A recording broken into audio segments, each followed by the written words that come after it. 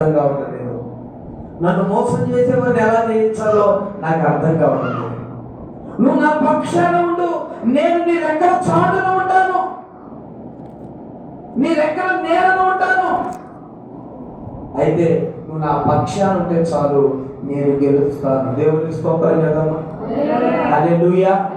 ఎందుకు అంటే దేవుని చేతిలో ఉన్న ఖడ్గం, ఏ ఖడ్గం?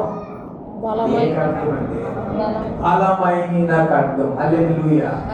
ఒక దెబ్బ, రెండో దెబ్బ కూడా ఉంటారు. రెండో దెబ్బ వేద్దామంటే కనపడరు వాళ్ళు.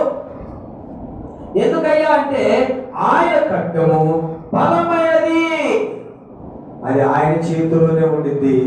ఎవరి చేతిలోకి ఆ ఖడ్గం రాదు. హల్లెలూయా. ఆయన చేతిలోనే ఉండిద్ది.